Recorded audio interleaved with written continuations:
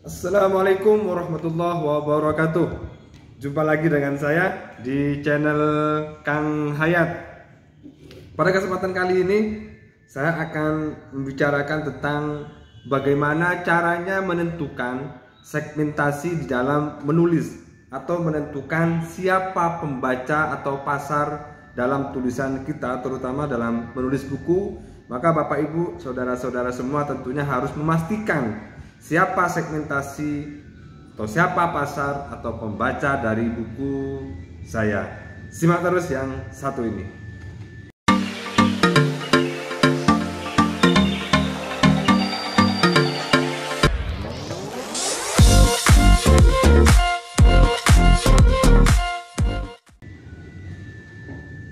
Jangan lupa di subscribe, tekan juga tombol loncengnya untuk terus mengikuti konten-konten terbaru dari channel YouTube saya.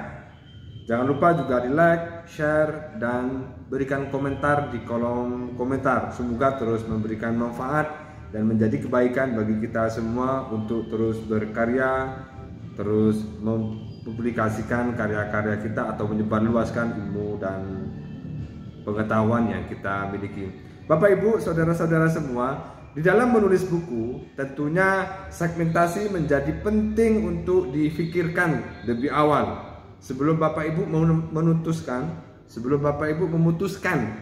untuk menulis buku apa, temanya apa, tentang apa, maka Bapak Ibu tentunya harus memastikan dulu siapa segmentasi yang menjadi nanti yang akan membaca buku kita, siapa nanti yang akan membeli buku kita, siapa nanti yang akan menikmati dari karya-karya kita. Maka dalam menentukan segmentasi itu Bapak Ibu akan menjadikan penulisan Bapak Ibu akan lebih semangat dan termotivasi.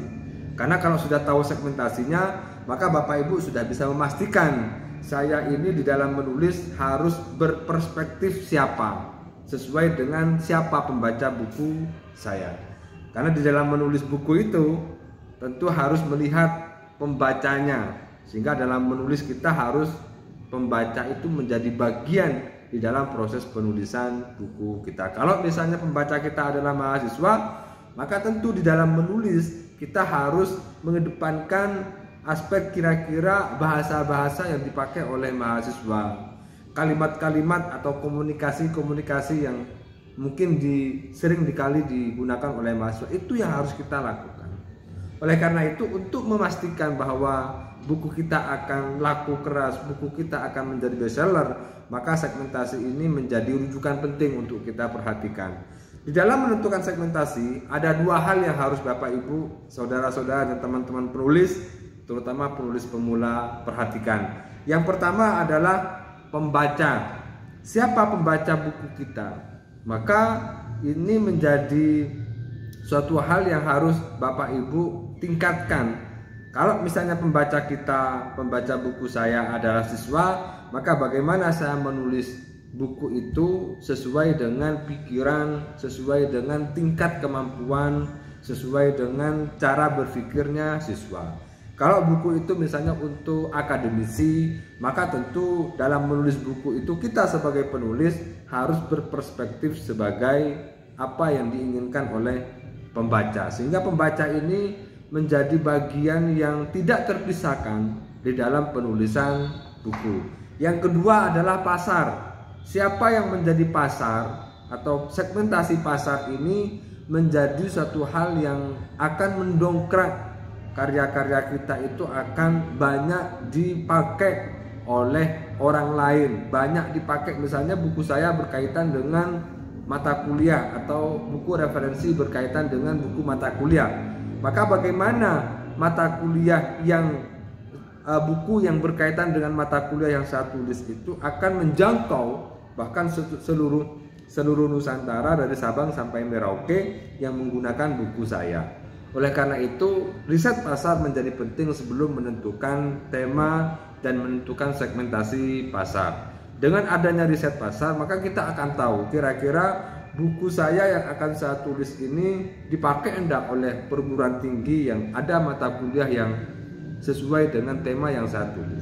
sesuai tidak dengan kebutuhan masyarakat milenial hari ini.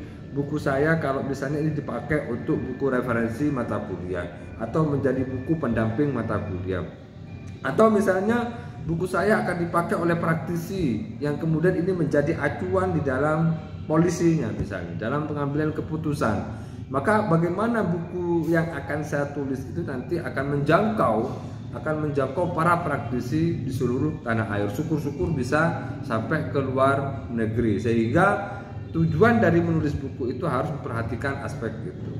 Semoga bisa mendorong dan memberikan motivasi kepada kita semua untuk terus produktif, untuk terus menulis, untuk terus berkarya, terutama menulis buku sebagai bagian dari tanggung jawab kita sebagai dosen, sebagai akademisi, untuk menyebarluaskan ilmu pengetahuan seluas-luasnya. Salah satu cara yang bisa kita lakukan adalah dengan cara menulis buku, dan tentu buku yang tepat sasaran, buku yang tepat guna, buku yang banyak dibutuhkan oleh masyarakat luas. Semoga bermanfaat. Assalamualaikum warahmatullahi wabarakatuh.